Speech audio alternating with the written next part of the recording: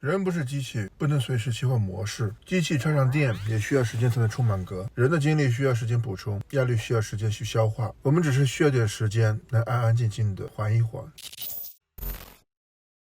他现在需要的是缓一缓，你让不让他缓一缓？不是他不上进，不是他不想变好，他不是摆烂，他也不是堕落，他就是想要一点点的时间，一点点空间，缓缓。你的手机玩游戏发烫了，是不是也要缓一缓，冷却一下？有些人呢，总觉得别人怎么还没有走出来，好没有意志力啊，好脆弱啊，你好弱啊。我们这个时代，这个社会已经不给人缓一缓的空间了，真的一点缓冲的空隙都没有。以前小时候，我被大人打了一顿，痛哭流涕的，但是我出去和小伙伴玩了一下午就忘了。智能手机刚出来之前，你有很多的缓冲空间，现在你情绪刚有点波动，你的手机通知就开始催你，老师布置作业，老板布置任务，父母催你结婚生孩子，女朋友找你要情绪价值，24小时手机不离手，一点点的缓冲和放空的机会都没有。你看现在的小孩，总有一帮老六说现在的孩子啊怎么样的脆弱，70、80、90后，那个时候手机电脑还没有普及，每个人都有很多的缓冲的机会。那个时候我们上学放学都是自己去的，一路上都和同学有说有笑的，然后放学后还可以去玩泥巴，可以在学校旁边的网吧打一下午的星际争霸还有 CS。 所以那时候感觉我们没有什么心理压力，没有什么心理问题，因为有了缓冲的空间和释放的出口。再看看现在的小孩，从小到大他们没有任何缓冲的空间，更没有释放的出口。小时候大人说你不能哭，老师说你不能分心，国家说你不能打游戏，长大了大人说你得找对象，老婆说你得努力奋斗，公司说你不能掉队，不然我第一个就裁你。工作的时候有 KPI 和末位淘汰制，你开店做生意被吃拿卡要，还要面对同行的举报，还有没素质的顾客，然后回到家刷刷短视频，别人的精致生活让你透不过气，然后叮当一下又收到了这个月还贷款的通知。从小到大，人心里的委屈和难过和眼泪没有缓冲的空间，无法获得释放，只能全憋在心里。我们活在一个不给人情绪缓冲的时代，一切就是太赶了，生活太拥挤了，活得太用力了。到底是谁在一直保持着拉满的状态？